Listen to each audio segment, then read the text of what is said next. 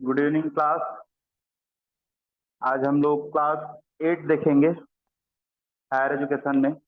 और class 8 higher education में हम लोग पढ़ने वाले हैं कल के आगे, जिसमें हम लोग कल पढ़े थे प्राचीन जो पुराना विश्वविद्यालय है, इंजीनियरिंग कॉलेज है, उन सब के बारे में पढ़े थे। हार्टेक कमेटी तक हम लोग कल पढ़ चुके थे। आज हम लोग सप्रू कमेटी को पढ़ेंगे।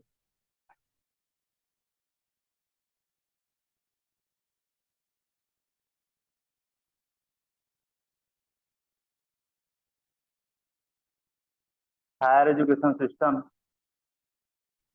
8वां क्लास है ये, जिसमें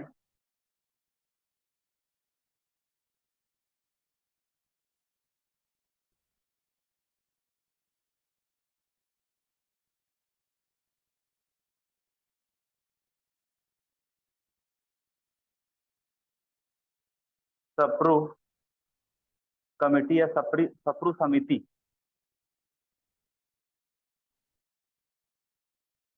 इसके बारे में हम लोग पढ़ेंगे।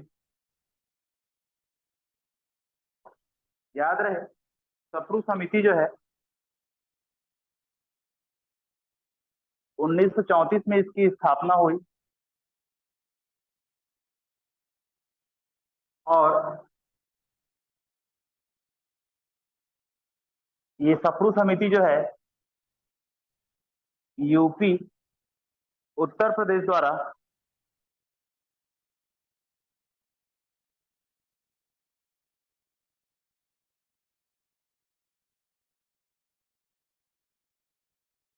जो बेरोजगारी है, उस बेरोजगारी की जांच के लिए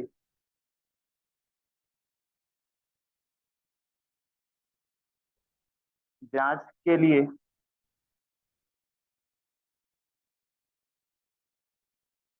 सरकार इंगित करता है कि बेरोजगारी से पूर्ण शिक्षा प्रणाली के कारण जो केवल डिग्री प्रदान कर रही थी,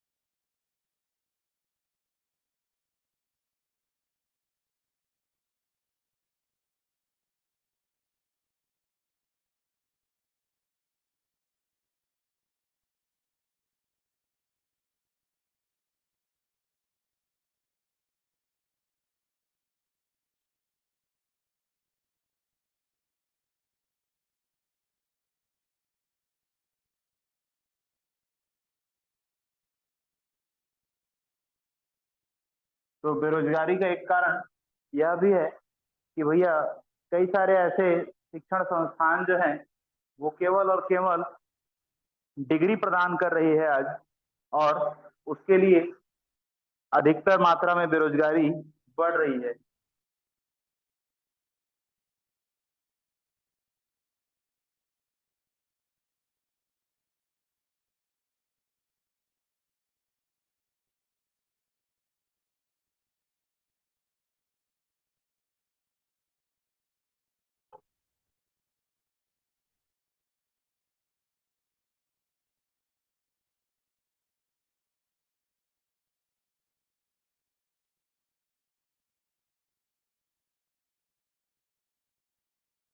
सप्रू जो समिति है उसकी स्थापना इसके लिए की गई थी।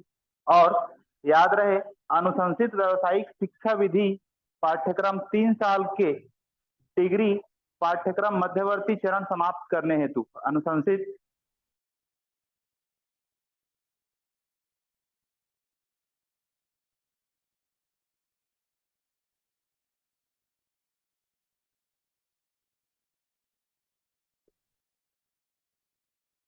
व्यावसायिक शिक्षा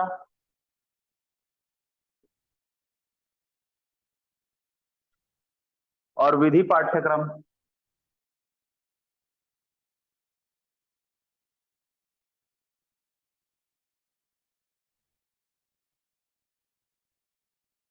3 साल के डिग्री पाठ्यक्रम हेतु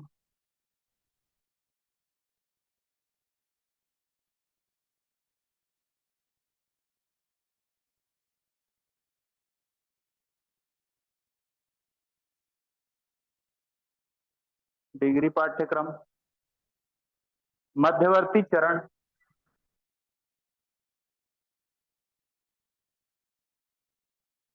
चरण समाप्त करने हेतु।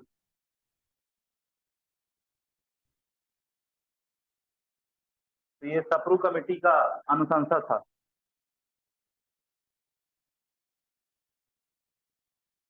यूपी सरकार जो है बेरोजगारों की जांच करने के लिए यूपी सरकार को ये सिफारिश करती है, अनुशंसा करती है, और बेरोजगारों के लिए बेरोजगारों की बेरोजगारी दर में सुधार हो करके जो दोषपूर्ण शिक्षा प्रणाली थी, उन दोषपूर्ण शिक्षा प्रणाली जिनका मकसद केवल डिग्री प्रदान करना था, उन सबों पर लगाम लाने का काम जो है वो सप्रू कमेटी ने अपने उद्देश्य में शामिल किया था।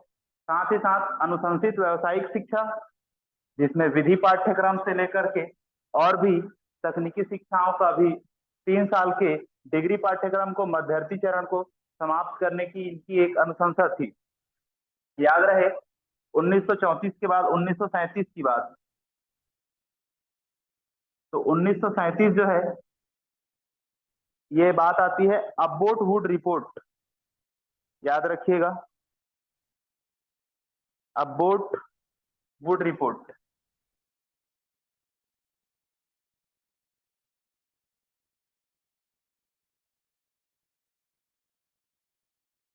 तो अब्बोट वुड रिपोर्ट को जानते हैं ये क्या है। याद रखिएगा, भारतीय शिक्षा प्रणाली के समस्याओं का अध्ययन अब्बोट वुड रिपोर्ट ने किया। भारतीय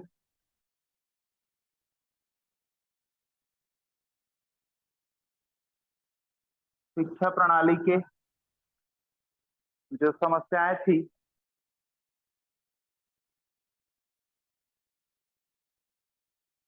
उन समस्याओं का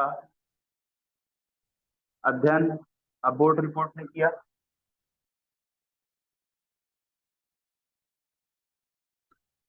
और जो पॉलिटेक्निक और तकनीकी कॉलेज की स्थापना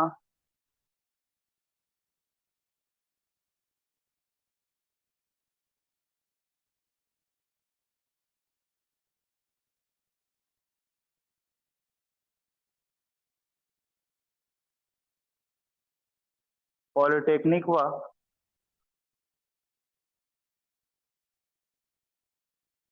तकनीकी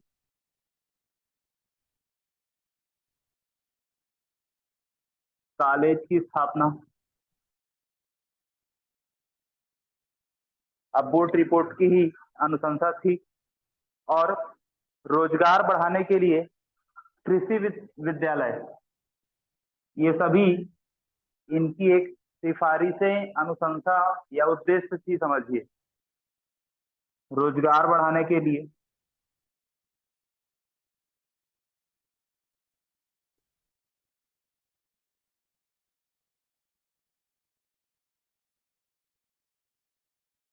कृषि विद्यालय,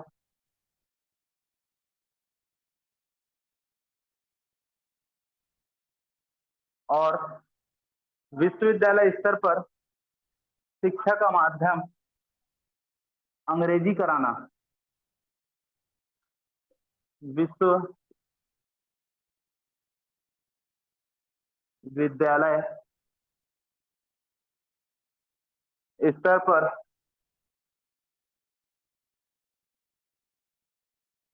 शिक्षा का माध्यम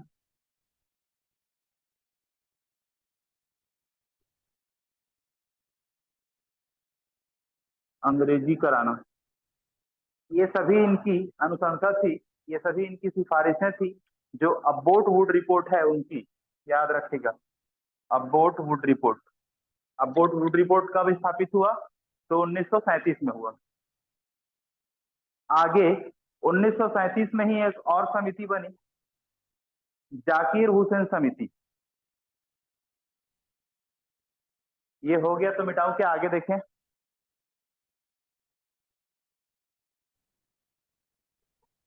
यस सर, लिखिए।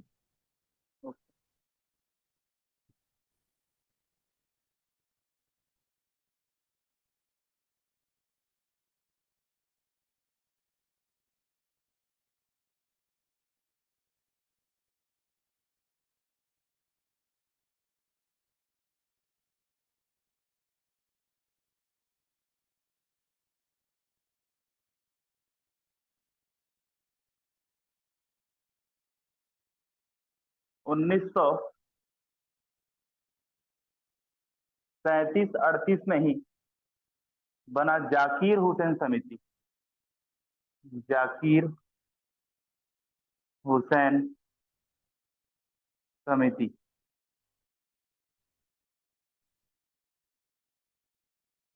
जाकिर हुसैन समिति जो है, इसका क्या उद्देश्य था? तो शिक्षा की जो शिक्षा वर्धा योजना है, उसकी बुनियादी शिक्षा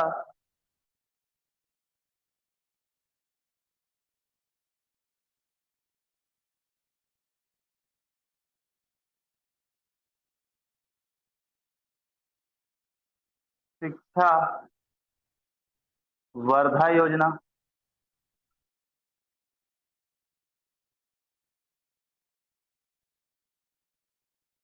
और बुनियादी शिक्षा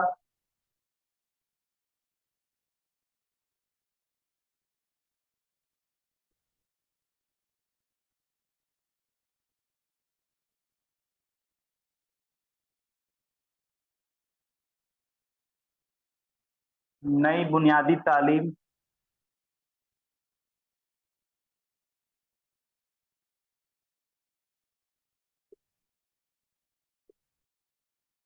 और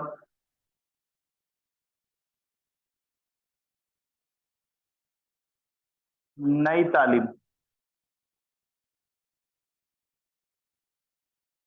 आदि नामों से आदि रूपों में जाना जाता है।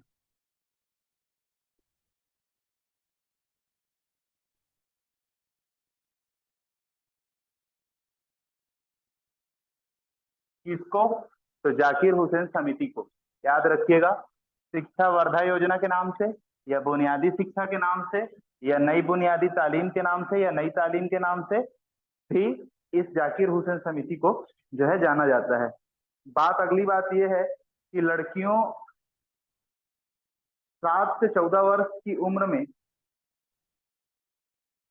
लड़कों के लिए और 7 साल की मुफ्त और अनिवार्य शिक्षा की सिफारिश इन्होंने की। लड़कियों और लड़कों दोनों के लिए 7 से 14 वर्ष की उम्र के लिए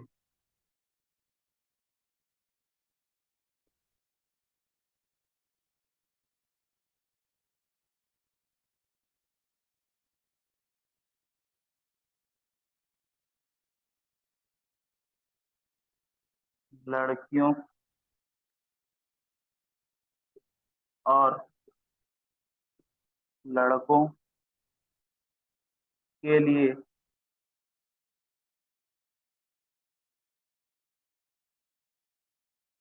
वर्ष की उम्र में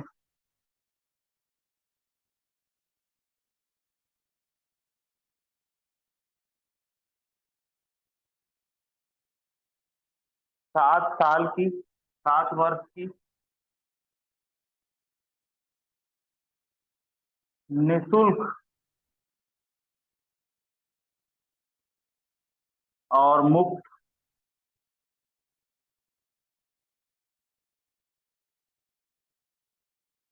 निशुल्क और अनिवार्य लिख लीजिए। मुफ्त एक ही मतलब है, निशुल्क और अनिवार्य शिक्षा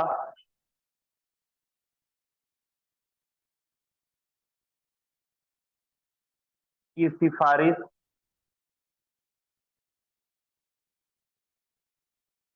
की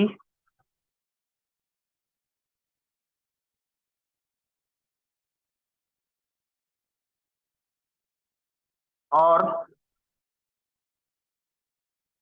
मातृभाषा में निर्देश दिए गए।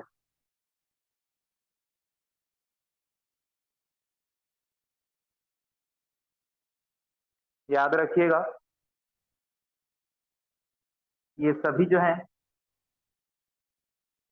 ये कौन सी समिति के तहत हुआ? जाकिर हुसैन समिति के तहत। एक बड़ी क्रांति जाकिर हुसैन समिति ने भी हमारे शिक्षा पद्धति में लाई है। जो जाकिर हुसैन समिति है, 1937 एवं 38 में इसकी जो है स्थापना हुई या समिति बनी। आगे हमको देखना है शिल्प रोजगार बढ़ाने के लिए शिक्षण पर केंद्रित इन्होंने किया। शिल्प रोजगार बढ़ाने हेतु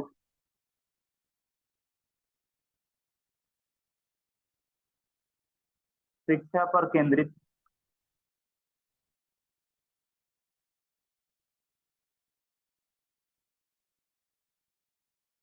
थे। अगली बात याद रखना है शिक्षकों के पारिश्रमिक का ख्याल रखना भी इस समिति का एक सिफारिश था, अनुशंसा थी। शिक्षकों की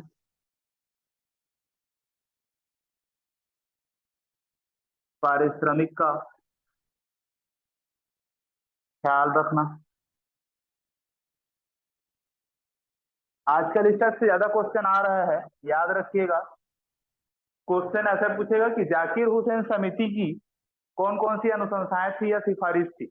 अब इसमें आपको 4-5 तो लिख देगा और इसमें कौन सी सिफारिशें नहीं थी, कुछ इस टाइप से क्वेश्चन दे देंगे आपको। तो आपको ये सब चीज अगर याद रहेगा तब उस आंसर को आप करेक्ट टिक कर पाएंगे। तो उन सबके लिए आपको जरूरी है इन टाइप से क्वेश्चनों को बहुत अच्छे से जानना, याद रहे। एक एक चीजों को लिखवाया इसलिए ही जा रहा है कि उस चीजों पे आपका फुल्ली फोकस्ड हो।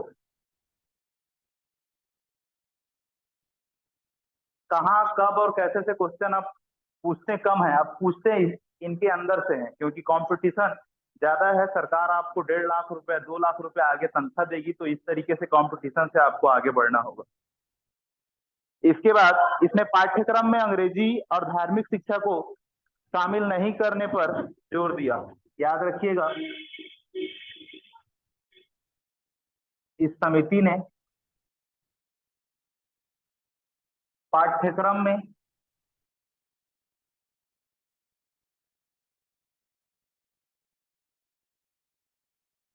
अंग्रेजी और धार्मिक शिक्षा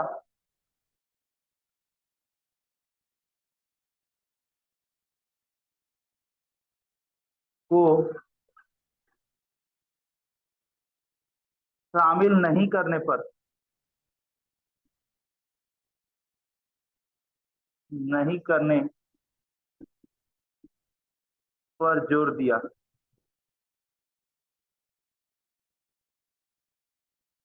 ये समस्त जो बातें थी वो जाकिर हुसैन समिति जो है उनकी अनुशंसाएं थी, उनकी सिफारिशें थी, ये कहो कि उनका उद्देश्य था। इसके बाद हम लोग आगे पढ़ेंगे सर्जेंट रिपोर्ट। इतना बात आप लोग को समझ में आया है तो आगे बढ़ें।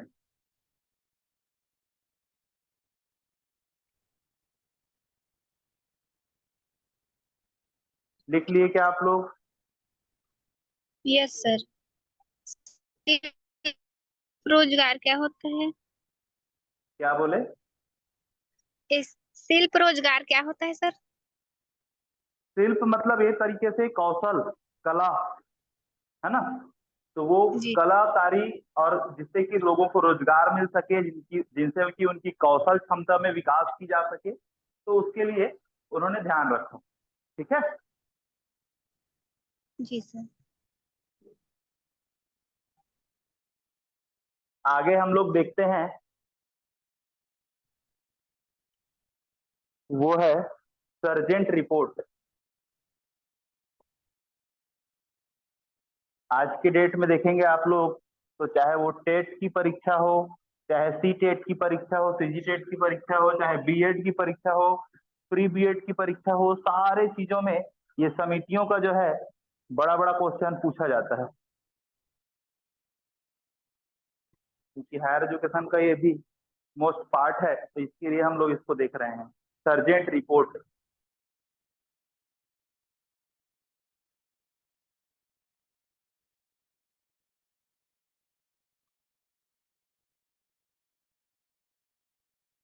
सर्जेंट रिपोर्ट कब बनी? याद रखिएगा 1944 में।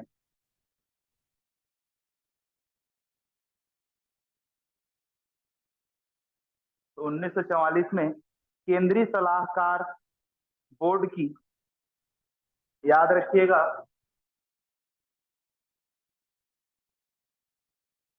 केंद्रीय सलाहकार बोर्ड,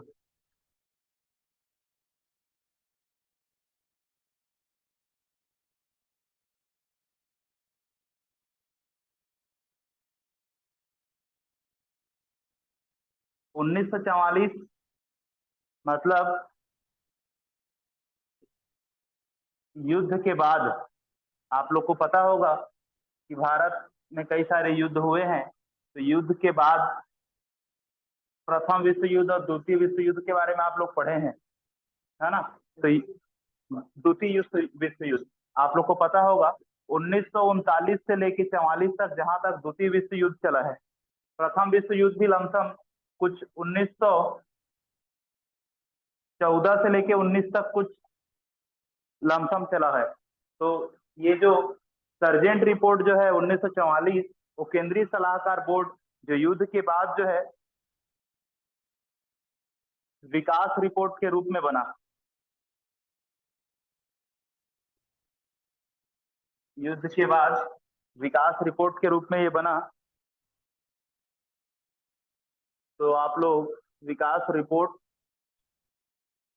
के नाम से जाना जाता है करके लिख सकते हैं, विकास रिपोर्ट के रूप में जाना जाता है। किसको? तो सर्जेंट रिपोर्ट को। किसकी किसकी विकास रिपोर्ट है ये? तो केंद्रीय सलाहकार बोर्ड की। अगली बात यह है कि इनकी अनुशंसा क्या थी। इनकी अनुशंसा क्या थी, मतलब इनकी सिफारिशें क्या थी, रिकमेंडेशन क्या थी इनकी। तो ये जो सर्जेंट रिपोर्ट थी, वो उनकी अनुशंसा में पहला आता है जरूरतमंदों को छात्रवृत्ति। जरूरतमंदों को छात्रवृत्ति। अगली इनकी अनुशंसा थी शिक्षण प्रशिक्षण।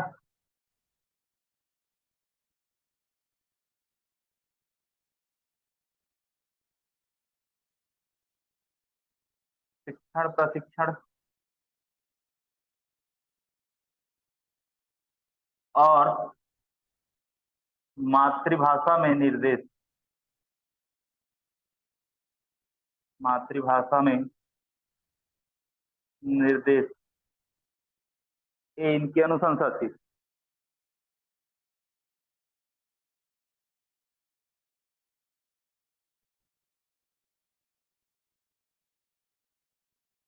रिकॉर्डिंग का थोड़ा दिक्कत हो रहा लग रहा है।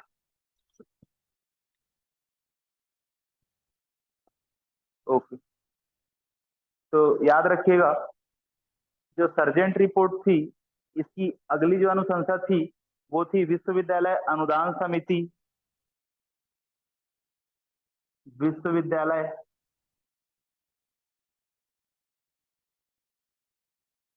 अनुदान समिति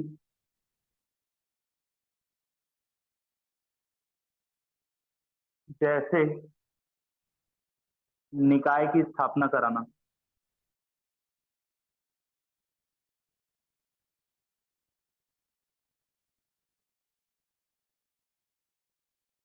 और जो इंग्लैंड की विश्वविद्यालय से समन्वित कर सके, स्थापना जो इंग्लैंड की विश्वविद्यालय से समन्वित कर सके,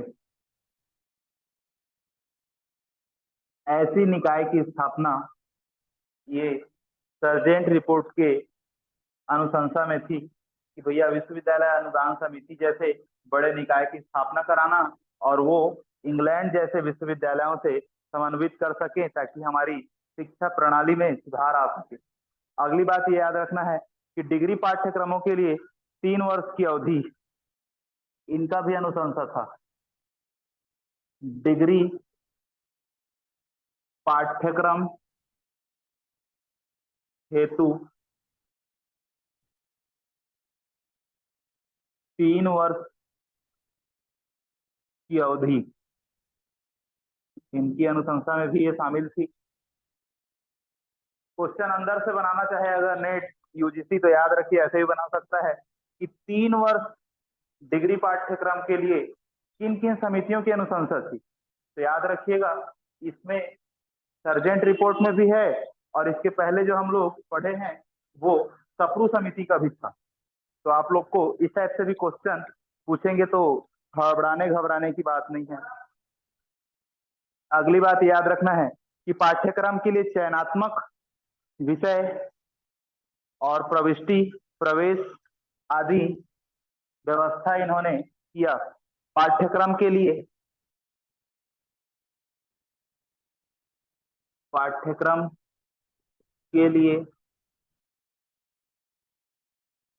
चयनात्मक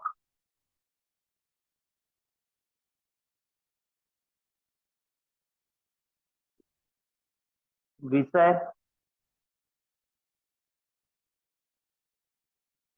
प्रविष्टि और प्रवेश आदि।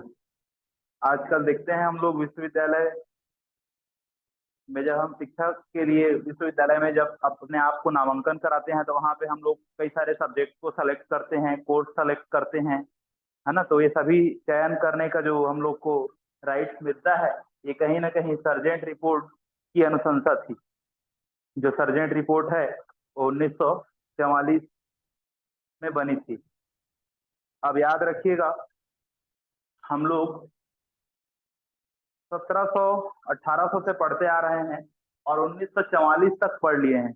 इसका कहने का मतलब सिर्फ ये है कि हम लोग आजादी के पूर्व को पढ़ चुके हैं। आजादी के पूर्व में जितने भी सारे शिक्षा के लिए अनुशंसाएं हुई है उन सब के बारे में हम चर्चा कर लिया है।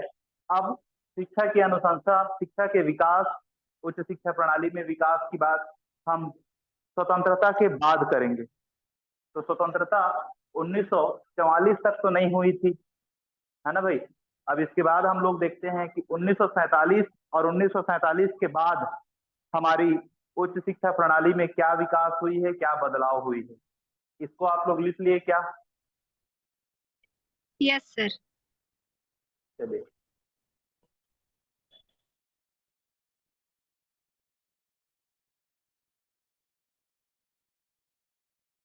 स्वतंत्रता के बाद जो शब्द है वो भी यूजीसी नेट और सीजी सेट में भी पूछा जाता है। स्वतंत्रता के बाद या स्वतंत्रता के पूर्व के शिक्षण संस्थानों को या समितियों को काल क्रमानुसार जमाइए, ऐसे करके क्वेश्चन भी पूछा था, मैं देखा था पिछले समय।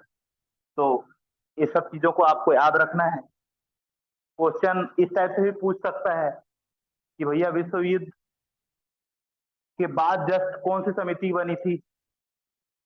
तो आप लोग को अभी जस्ट जो पढ़े हैं वो याद रखना है कि वो विश्व युद्ध के बाद सर्जेंट रिपोर्ट तैयार की गई थी।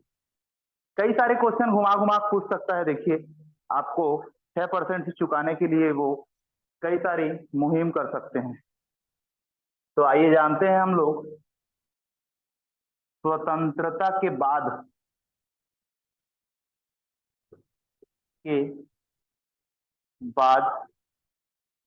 शिक्षा।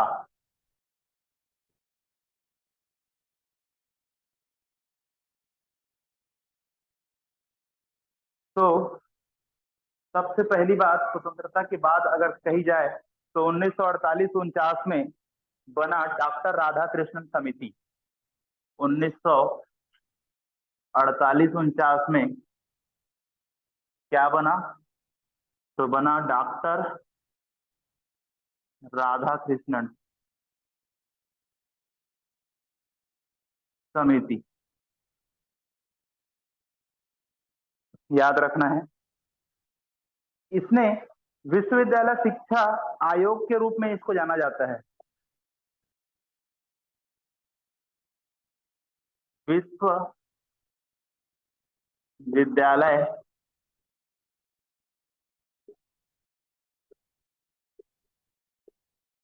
शिक्षा आयोग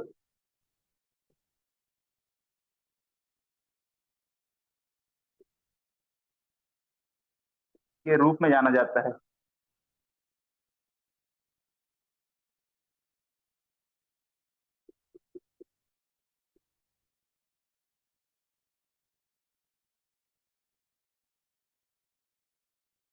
अगली बात ये याद रखना है कि चयन प्रक्रिया कॉलेजों और विश्वविद्यालयों के लिए संकाय की संख्या को कम करने के घंटे की जो सीमा है उसको तय करने का इसने सिफारिश किया था। इसने तो डॉक्टर राधाकृष्णन समिति ने। डॉक्टर राधाकृष्णन समिति भी शिक्षा के एक महत्वपूर्ण क्रांति में इन्होंने अपना योगदान दिया है। तो लिखेंगे चयन प्रक्रिया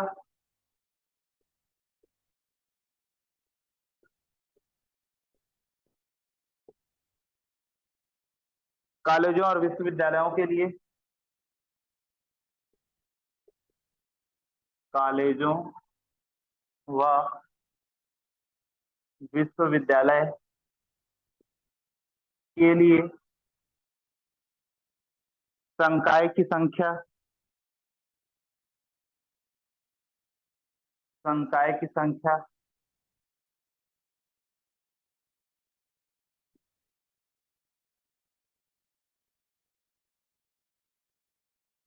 काम के घंटे,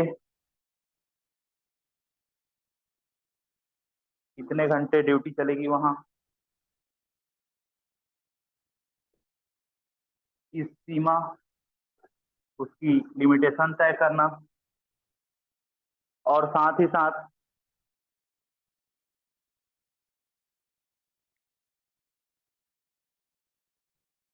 उसको तय करने की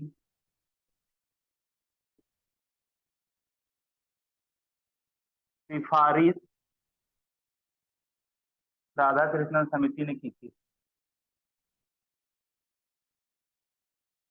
जिसके तहत ये तय कर दिया गया कि एक प्रोफेसर महीने में इतना लेक्चर उनका होना चाहिए।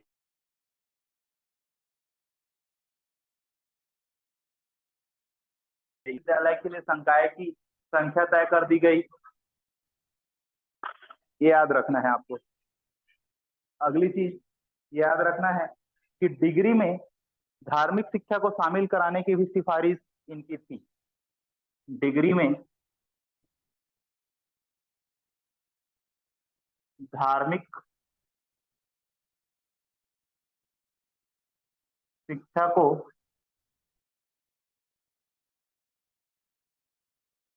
शामिल कराने की सिफारिश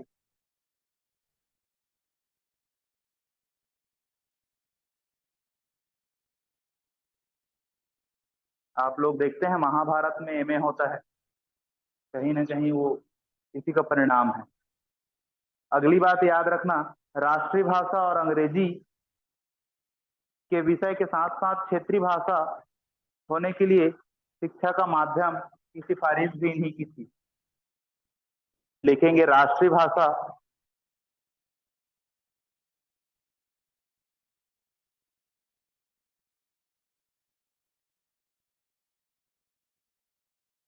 और अंग्रेजी विषय के साथ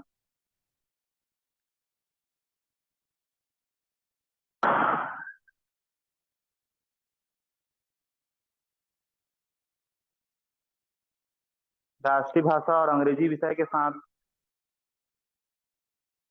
क्षेत्रीय भाषा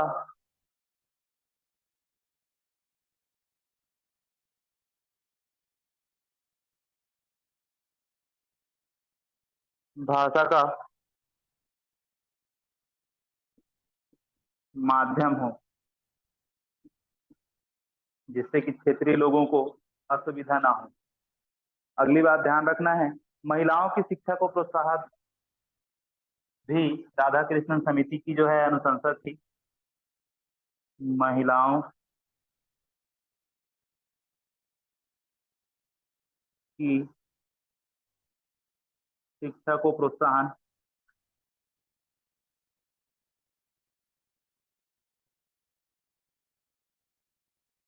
जिसके तहत हम लोग देखते हैं लेडीज फर्स्ट, ये रूल यहीं से है। फिर उसके बाद एक राष्ट्रीय विश्वविद्यालय अनुदान आयोग को विश्वविद्यालय शिक्षा की निगरानी करनी चाहिए, इनकी सिफारिश थी। एक राष्ट्रीय विश्वविद्यालय, राष्ट्रीय विश्वविद्यालय अनुदान आयोग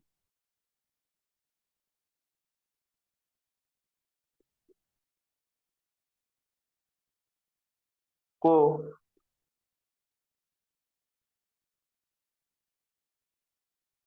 विश्वविद्यालय की शिक्षा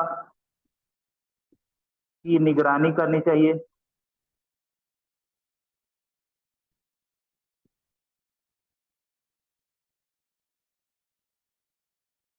ये भी एक प्रमुख अनुशंसाएं थी डॉक्टर राधाकृष्णन समिति की। और अगली जो है वो अनुशंसा राधाकृष्णन समिति की ये थी कि शांति निकेतन और जामिया मिलिया शैली में ग्रामीण विश्वविद्यालय की स्थापना हो। शांति निकेतन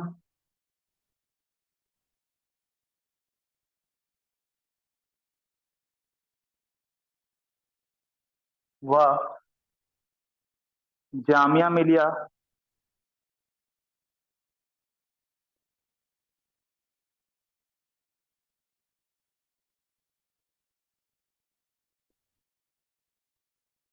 शैली में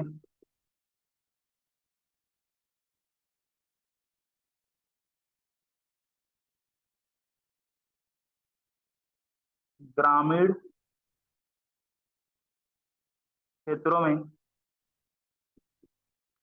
विश्वविद्यालय की स्थापना,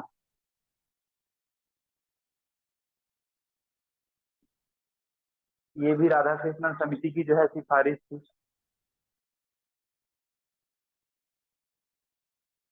और लास्ट आप लोग लिख लीजिएगा, जगह दिख नहीं रहा है, मैं बगल में लिख दे रहा हूँ। 12 वर्ष की जो शिक्षा, 12 वर्ष की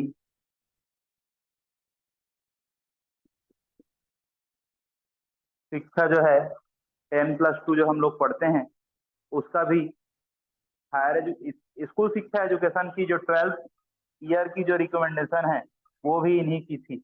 अर्थात 12 वर्ष शिक्षा की अवधि जो है प्राथमिक, माध्यमिक और हायर एजुकेशन, वो भी डॉक्टर राधाकृष्णन समिति की अनुशंसा थी, ऐसा लिख लीजिएगा आप लोग। तो ये शिक्षा स्वतंत्रता के बाद जो है इस पर शिक्षा पर इस तरीके से पहला विकास, पहला समिति डॉक्टर राधाकृष्णन समिति जो स्वतंत्रता के बाद स्थापित की गई। आगे हम देखते हैं डॉक्टर मुदलियार आयोग, इसको आप लोग लिख लिए क्या पूरा?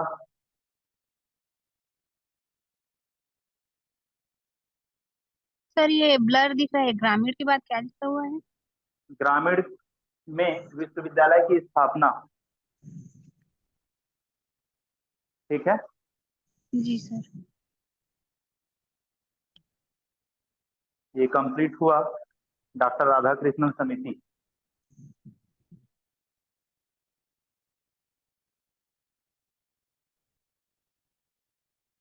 हो गया, आगे बढ़े क्या? जी सर, हो गया।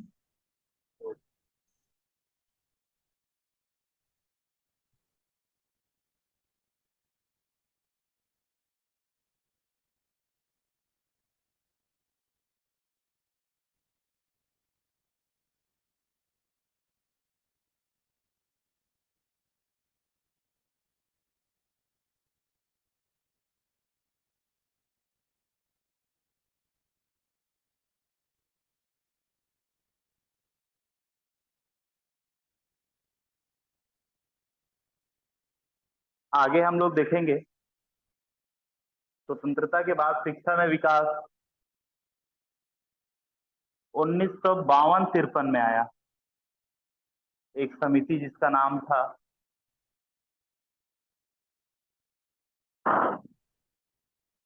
मुदलियार आयोग, डॉक्टर मुदलियार आयोग लिखेंगे, डॉक्टर मुदलियार आयोग।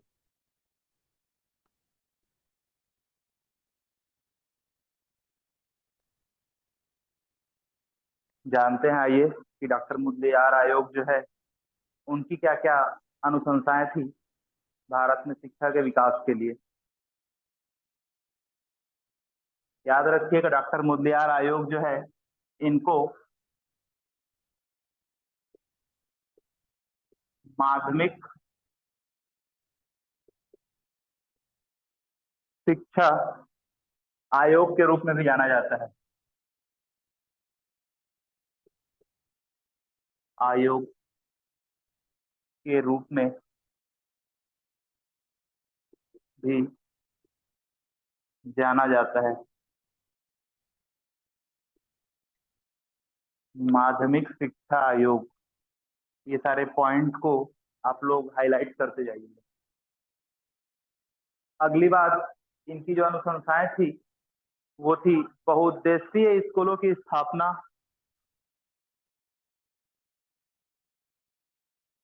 बहुउद्देशीय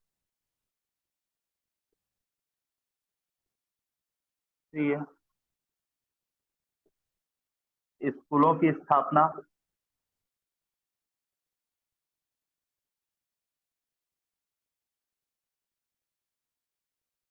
यहाँ अनुशंसा या सिफारिश करके आप लोग लिख दीजिएगा, बार बार उसी चीज को नहीं लिख रहा हूँ, अनुशंसा या सिफारिश ऐसा। उसके बाद 1 2 3, तो बहुउद्देशीय स्कूलों की स्थापना की सिफारिश इनकी थी।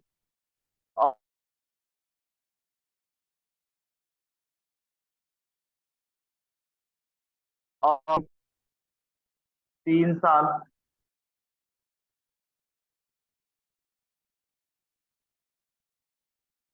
माध्यमिक व 4 साल उच्च माध्यमिक, उच्चतर माध्यमिक, हायर एजुकेशन जो बोलते हैं, निक की सिफारिश थी।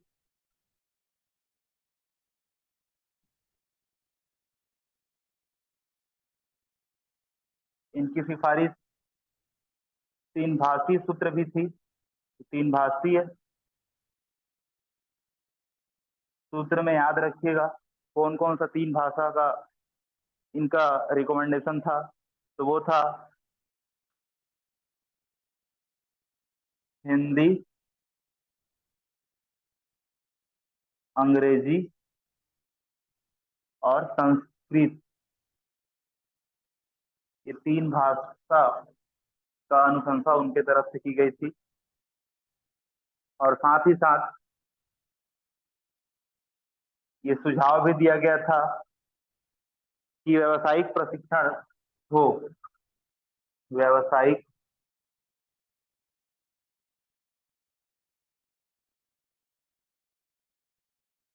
प्रशिक्षण का सुझाव भी था।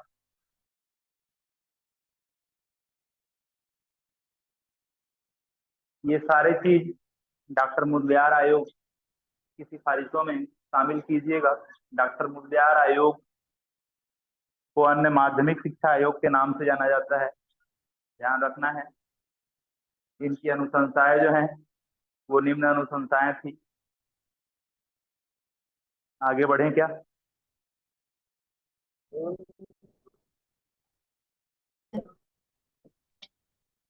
हो गया क्या? आगे कोई डाउट है तो पूछ लीजिए।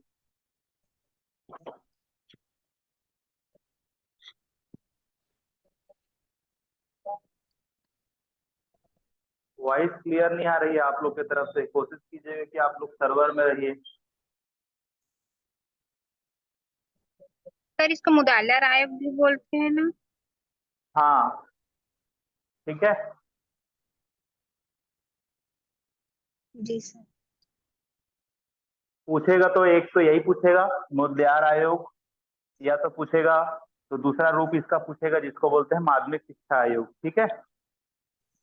जी सर। हाँ, चलिए इससे आगे बढ़ते हैं अपन। मिटा दो इसको। जी सर।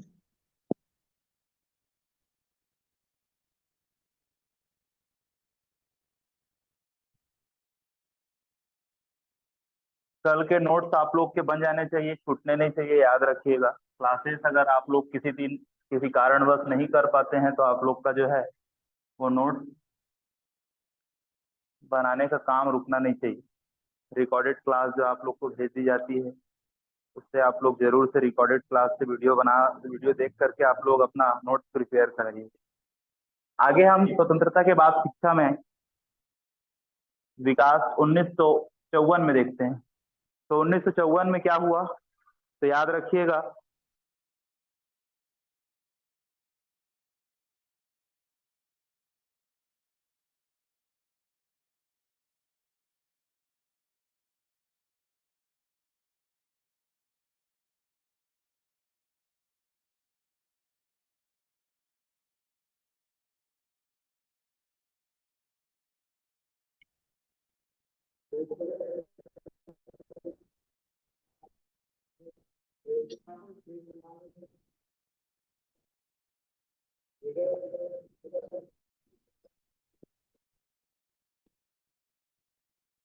वॉइस नहीं आ रही है श्रीमाली आपकी। समिति, श्री के एल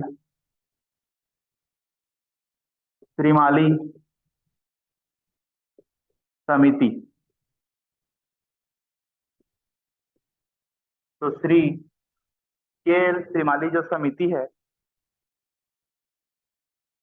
इनकी स्थापना का जो उद्देश्य थी, अनुशंसाएं थी, वो क्या क्या थी आइए जानते हैं। आप लोग को दिख रहा है प्रॉपर? Yes sir. ओके। नहीं समझ में आया, कुछ नहीं दिखे तो आप लोग जरूर से बोलिएगा, मैं उसको रिपीट कर दूंगा। ग्रामीण क्षेत्र और ग्रामीण संस्थानों के लिए उच्च शिक्षा पर समिति को फोकस किया जाता है, याद रखिएगा। इसको अन्य रूप में जाना जाता है। तो अन्य रूप में किन रूपों में जाना जाता है, तो ग्रामीण क्षेत्रों,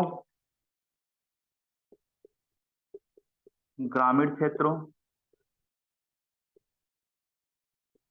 ग्रामीण संस्थानों के लिए,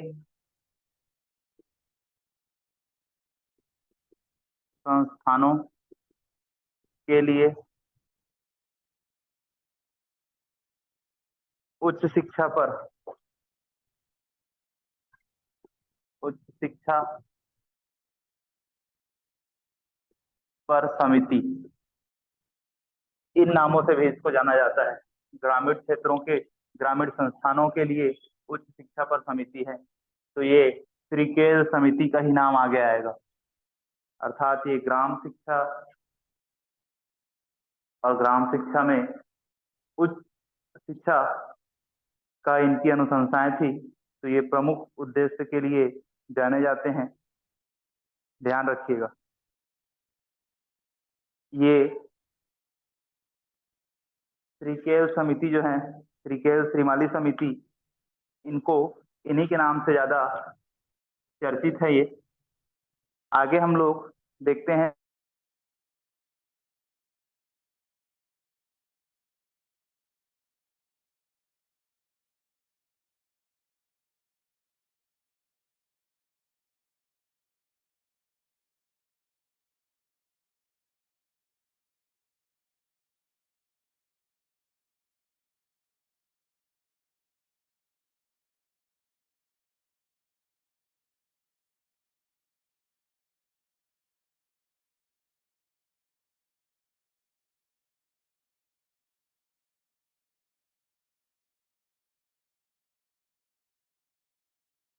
उद्देश्यों के लिए जाना जाता है, याद रखना है आपको। तो श्रीमती दुर्गाबाई देशमुख जो समिति थी, श्रीमती लिख लीजिएगा भाई, श्रीमती दुर्गाबाई देशमुख समिति। इनकी क्या विशेषताएं थी, इनको क्यों जाना जाता था? तो याद रखिएगा, महिलाओं की शिक्षा पर राष्ट्रीय समिति। ये जो श्रीमती दुर्गाबाई देशमुख समिति है, इनका प्रचलन, इनकी जो प्रमुख विचारधारा थी वो थी महिलाओं की शिक्षा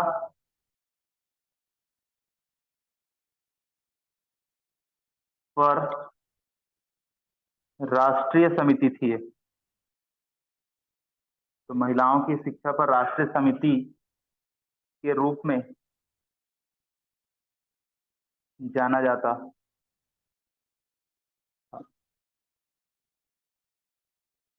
अगली बात ये भी याद रखना है कि छात्राओं के लिए छात्रवृत्ति व अलग से महिला शिक्षा का सुझाव इनकी थी।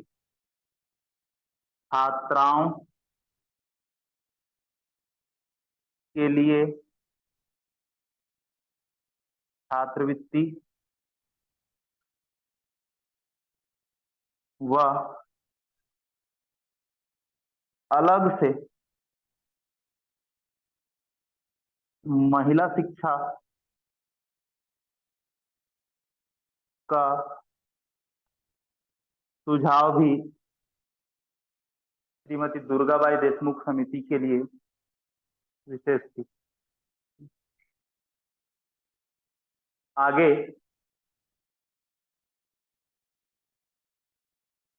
1960 में जाना जाता है प्रोफेसर के जी सैदीन कमेटी को। प्रोफेसर के जी सैदीन, के जी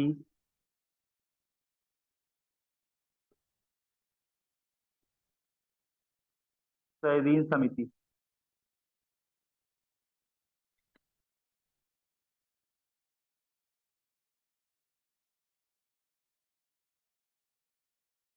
क्यों जानते थे हम लोग? क्या इनकी खास बात थी, क्या इनकी विशेषताएं थी? देखिए, जिनमें ज्यादा ज्यादा चीजों से अंदर से क्वेश्चन पूछा जाता था, उसके लिए मैं ज्यादा कंटेंट, उनकी विशेषताएं अलग अलग तरीके से उनका लिखवाया हूँ। लेकिन जिनके लिए काम छोटा चाहिए हमको, जिनके प्रमुख विचारधाराओं के लिए यूजीसी नेट उनसे क्वेश्चन पूछती है, तो उस टाइप से चीजों को मैं लिखवा रहा हूँ आपको। बराबर से इन सबका ऐसा ही नोट बराबर बनना चाहिए आप लोग का।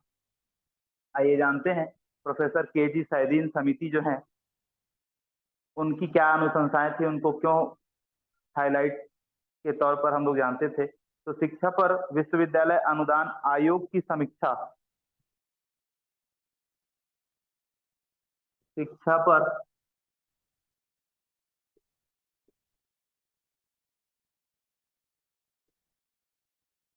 विश्वविद्यालय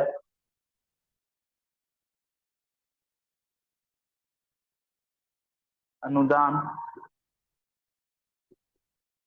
आयोग की समीक्षा के रूप में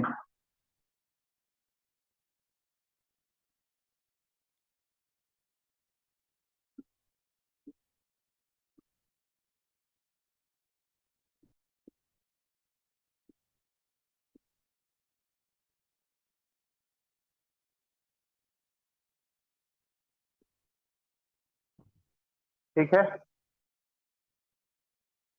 यहां तक की बात सन 1960 की खत्म होती है। अब हम लोग नेक्स्ट देखेंगे 1951, डॉक्टर संपूर्णानंद समिति। आप लोग इसको लिख लिए तो बताइए, फिर आगे बढ़ते हैं।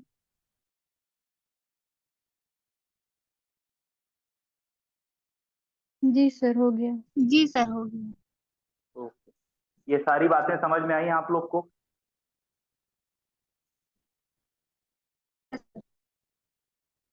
ठीक है। इनकी विशेषताएं जानते रहना आप लोग कि ये समिति को किस नामों से, किस लिए इनको जाना जाता है।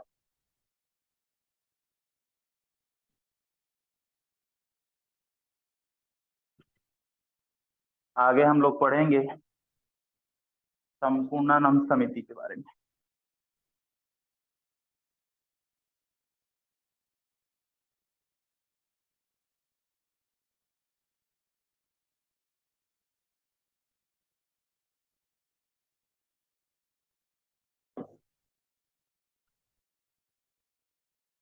बात करते हैं 1961 की। 1961 में क्या बना? तो बना डॉक्टर संपूर्णानंद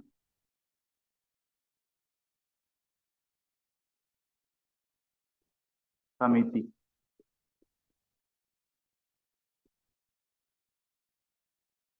डॉक्टर संपूर्णानंद समिति जो है, भावनात्मक एकीकरण पर समिति के रूप में इसको जाना जाता है। भावनात्मक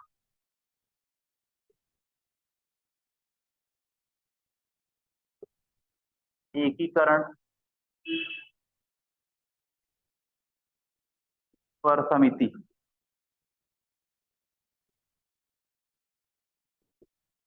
के रूप में जाना जाता है। भावनात्मक एकीकरण।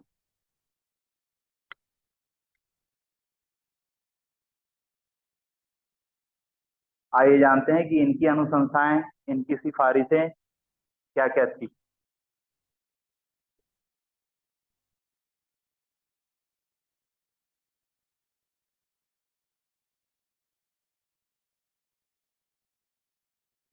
अनुशंसा हिंदी शब्द है, उर्दू में उसको सिफारिश कहा जाता है।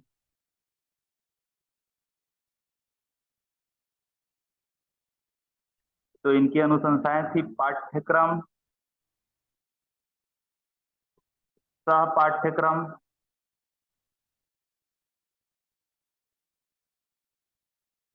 गतिविधियों,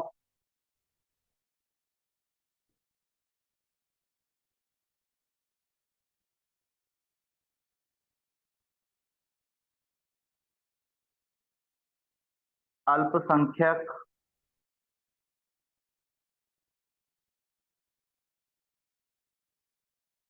भाषाओं,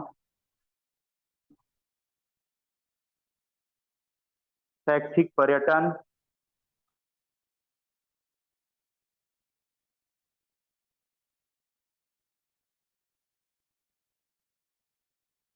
राष्ट्रगान,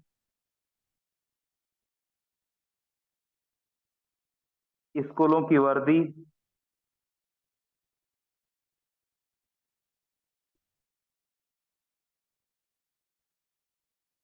आदि की जो सिफारिश थी, ये डॉक्टर संपूर्णानंद समिति की थी।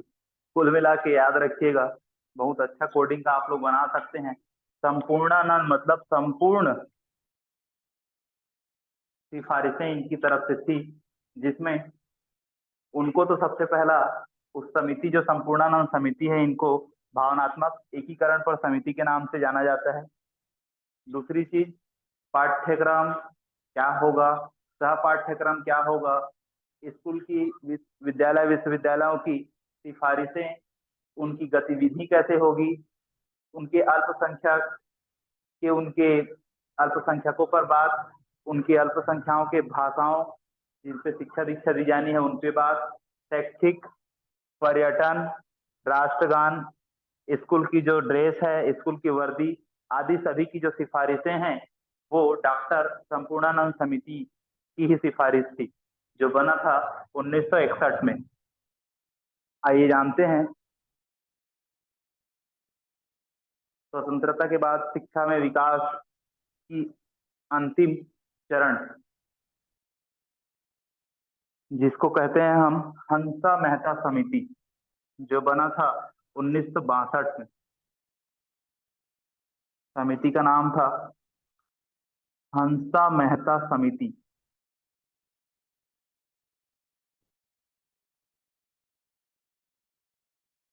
हंसा मेहता समिति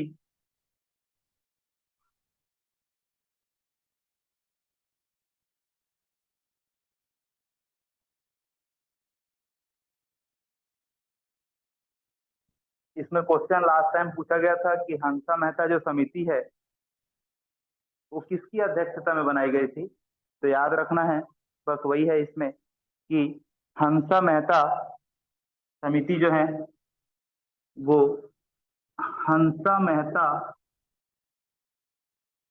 की अध्यक्षता में बनाई गई थी।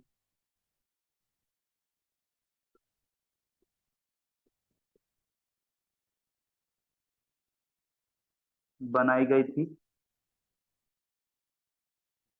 और यह राष्ट्रीय समिति थी, राष्ट्रीय समिति थी।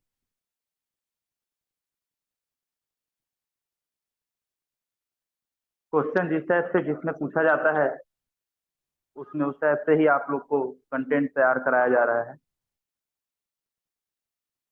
इसके बाद एकदम तत्कालिक और भाप निकलता हुआ टॉपिक को हम लोग पढ़ने जा रहे हैं, याद रखिएगा। ये हो गया तो मिटाऊं क्या मैं?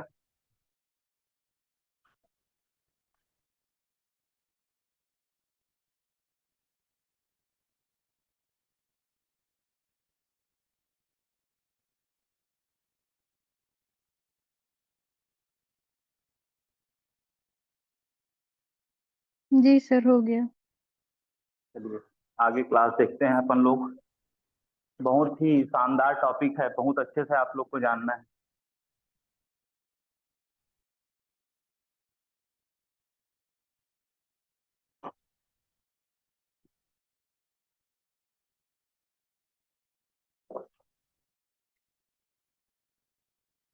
आप लोग जानते हैं एनईपी क्या होता है?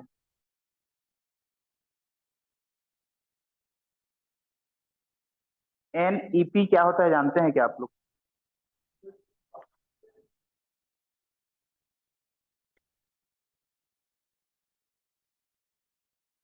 एनीवन?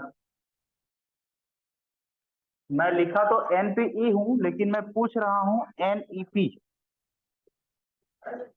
National education policy. है ना भाई? बहुत ज्यादा चर्चा में है नेशनल एजुकेशन पॉलिसी। यही जो है पूर्व में नेशनल पॉलिसी ऑन एजुकेशन के रूप में था। नेशनल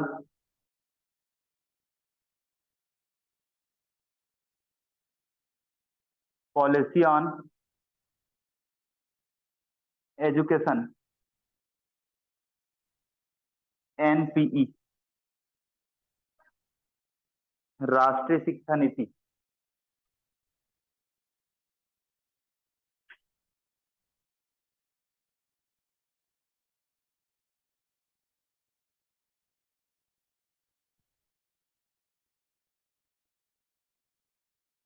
तो भारत के लोगों के बीच शिक्षा को बढ़ावा देने के लिए एनपीई जो है भारत सरकार की नीति है। भारत के लोगों के बीच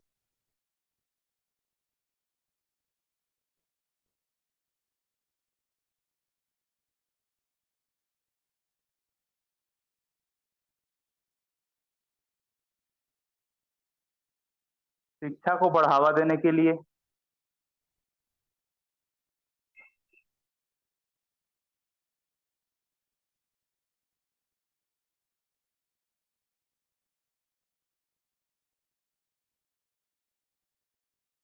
एनपी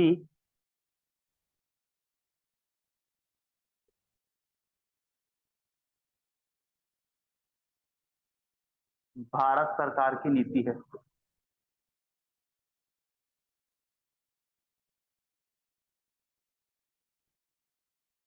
मैं जैसे भाषा लिखता हूं यहाँ पे बोर्ड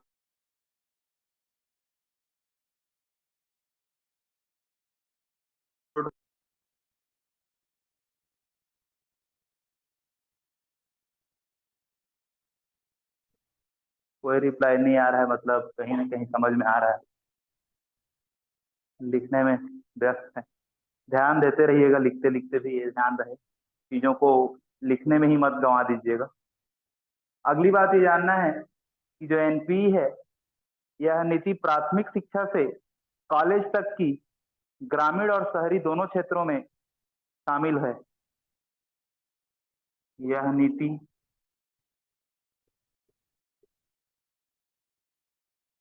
प्राथमिक शिक्षा से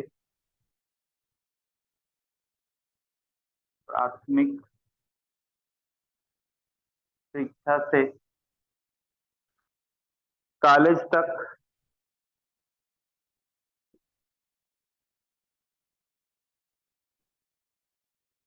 और ग्रामीण शिक्षा से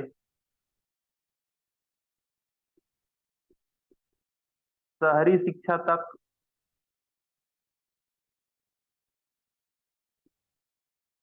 शामिल है। अगली बात याद रखनी है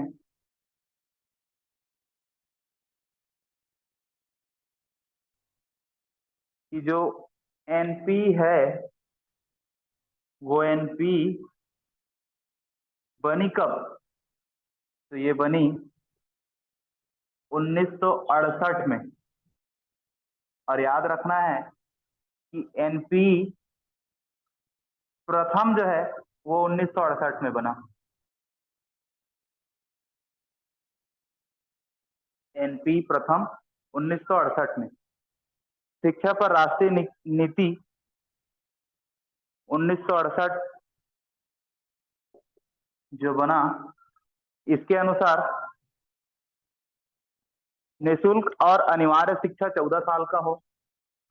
इस नीति जो है उनकी मूलभूत नीति थी। लिख सकते हैं आप लोग नीति इनकी क्या थी। तो नीति निःशुल्क और अनिवार्य शिक्षा, निःशुल्क व अनिवार्य शिक्षा कब तक होगी? 14 साल तक होगी।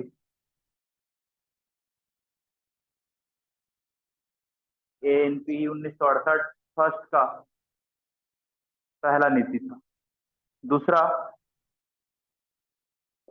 इसमें शिक्षकों की शिक्षा और भाषा में विकास,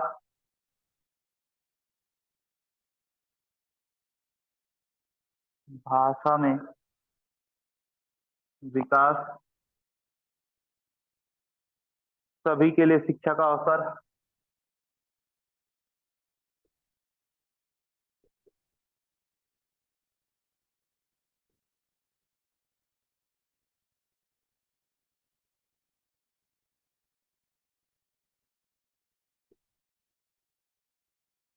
और uniform education structure,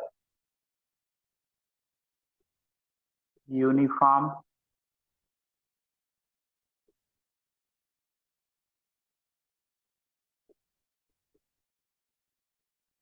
education structure. ये सारी नीति जो है वो एनपी प्रथम की थी। अगली बात जानते हैं कि जो एनपी द्वितीय है, एनपी जो सेकंड है, उनकी क्या क्या नीति थी। जो एनपी सेकंड है वो बना कब? याद रखिएगा, एनपी प्रथम 1968 में बना और एनपी जो सेकंड है वो बना 1986 में, 1986 में। 1986 की राष्ट्रीय शिक्षा नीति जो है उसमें काफी सीमा तक कोठारी आयोग के प्रयोजन एवं अनुशंसाओं को ध्यान में रखा गया। 1986 की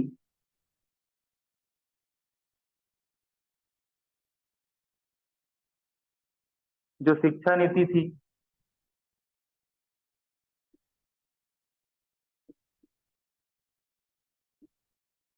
नीति पर काफी सीमा तक काफी सीमा तक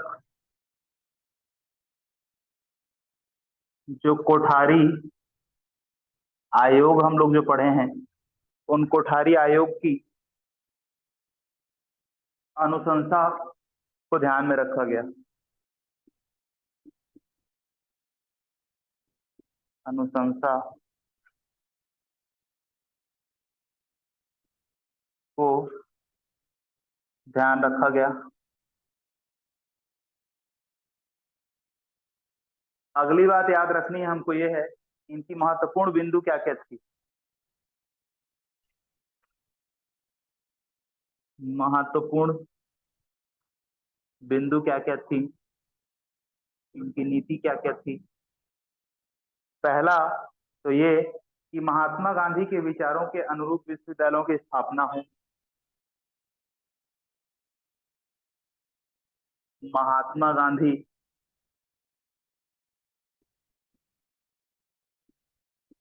के विचारों के अनुरूप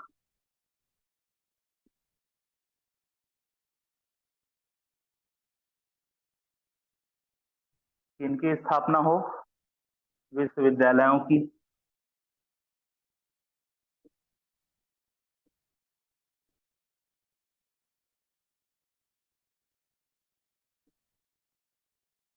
पहला जो 1986 शिक्षा नीति के पहला महत्वपूर्ण बिंदु था। दूसरा याद रखना है कि इंदिरा गांधी मुक्त विश्वविद्यालय की जो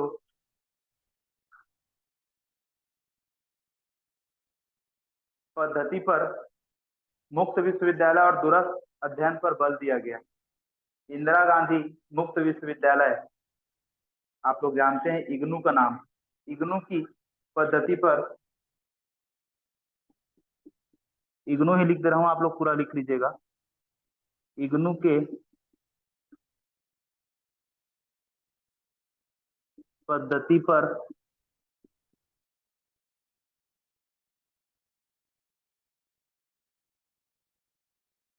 मुक्त विश्वविद्यालय और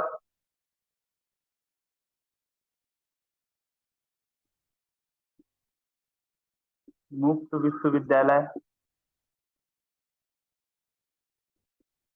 और दूरस्थ अध्ययन पर बल दिया गया।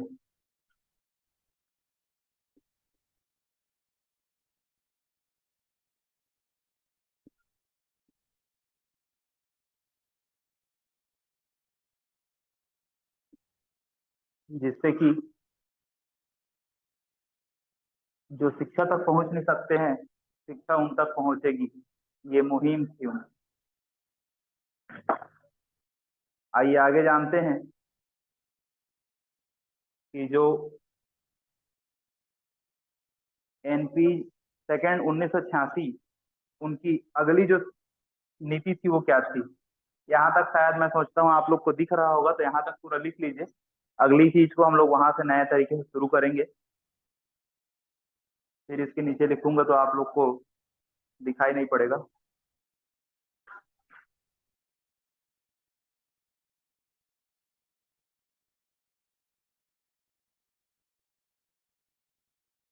हो गया क्या, साथ साथ लिखते जा रहे हैं आप लोग तो। जी सर। और बाकियों का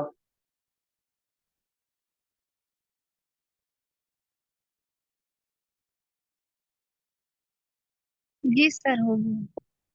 चलिए ठीक है। आगे हम जानेंगे कि एनपी जो सेकंड थी उसकी और कौन कौन सी महत्वपूर्ण नीति थी, महत्वपूर्ण बिंदु थी। उसी के आगे से आप लोग कंटिन्यू कीजिएगा।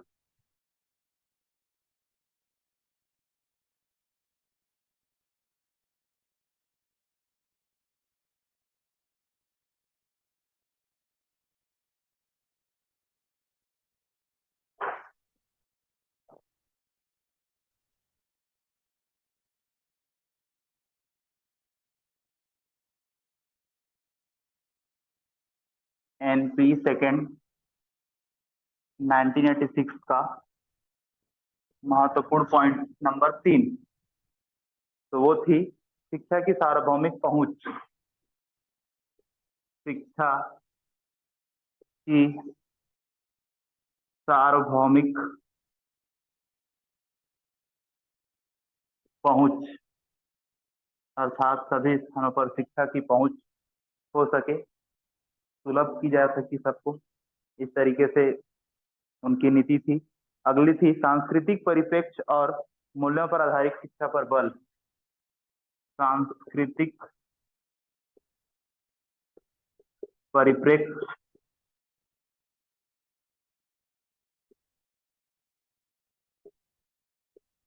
और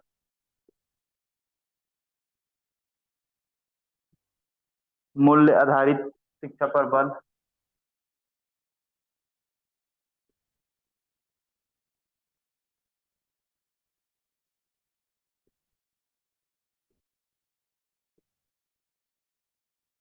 इनकी नीति थी। अगला था शिक्षा का आधुनिकीकरण एवं व्यावसायीकरण। शिक्षा का आधुनिकीकरण व व्यावसायीकरण।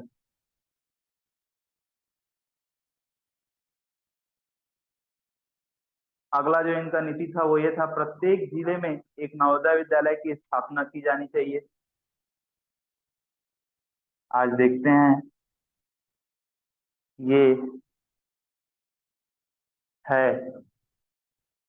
प्रत्येक जिले में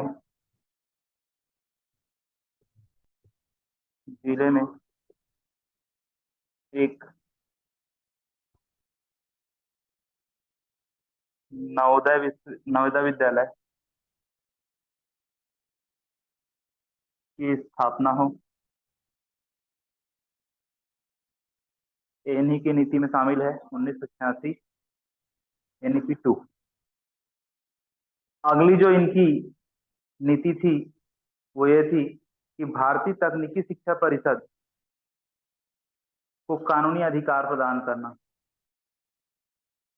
भारतीय तकनीकी शिक्षा परिषद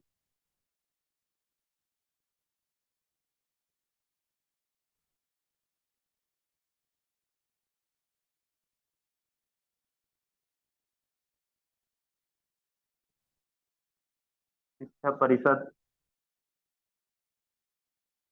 को कानूनी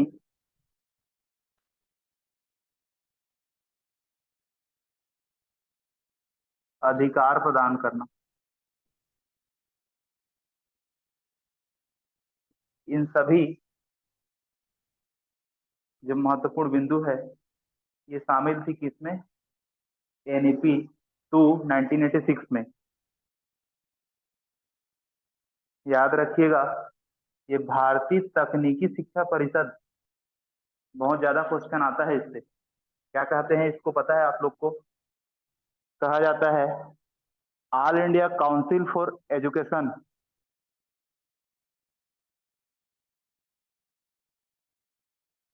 ऑल इंडिया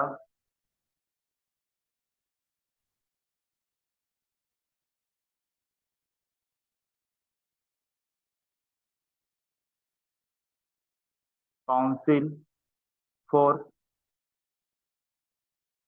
टेक्निकल एजुकेशन, इसका अंग्रेजी नाम है, आप लोग सुने होंगे, AICTE। बहुत ज्यादा फेमस है AICTE। इसको जो है कानूनी अधिकार प्रदान करना एक इनकी महत्वपूर्ण बिंदु थी, इनकी एनईपी 2 की 1986। अगली बात ये, इनकी महत्वपूर्ण बिंदु जो है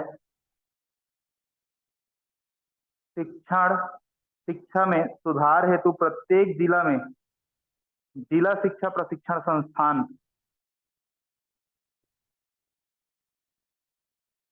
शिक्षण में शिक्षण शिक्षा में शिक्षण शिक्षा में सुधार हेतु प्रत्येक जिला में प्रत्येक जिला में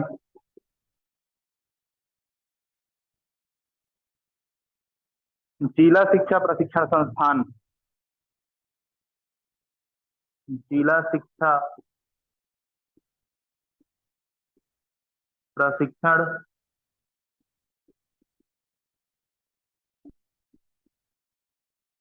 संस्थान की स्थापना इनकी एक नेक्स्ट नीति थी, जिसको हम लोग किस नाम से जाना जाता है? शिक्षण सुधार के लिए प्रत्येक जिला में जिला शिक्षा। हाँ, तो जिला शिक्षा प्रशिक्षण संस्थान, आप लोग को पता होगा इसका शॉर्ट नेम क्या है? डाइट करके बोला जाता है। आप लोग को पता है? District institute of education and training, ठीक है, डाइट। तो ये जो है NPE-2 का जो है 1986 का जो स्थापना हुआ था NPE-2, इसी की जो है प्रमुख नीति, प्रमुख महत्वपूर्ण बिंदु में ये चीज शामिल थी। इसका परिणाम आज हम सब देखते हैं कि हर एक जिले में नवोदय विद्यालय है, और जो डाइट कॉलेज बोलते हैं, डाइट प्रशिक्षण संस्थान, वो भी प्रत्येक जिला में आज है। और आज हम विश्वविद्यालय विद्यालयों में भी देखते हैं कि AICTE जो है वो, उनको आज कानूनी अधिकार प्रदान है, प्राप्त हो गया है, जिसके माध्यम से आज जितने भी सारे विद्यालय विश्वविद्यालय, टेक्निकल हो चाहे नॉन टेक्निकल हो, उन्हीं सबके गाइडलाइन को फॉलो करती हैं। ये सारी बातें आज के लिए थी। अपन कल नेक्स्ट पॉइंट को पढ़ेंगे, वो रहेगा इम्प्रूवमेंट ऑन NPE पर। अर्थात ये जो शिक्षा नीति थी, राष्ट्रीय शिक्षा नीति, इन पर विकास कैसे हुआ और विकास में क्या क्या शामिल थी, ये सारी चीजों को हम लोग कल क्लास में देखेंगे।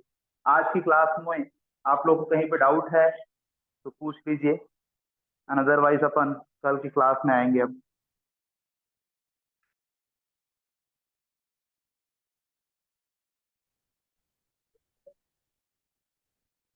नहीं सर। हो गया क्या? ओके, चलिए ठीक है, फिर आज की क्लास यहीं तक एंड करते हैं। Thank you sir. Thank you sir. ठीक है।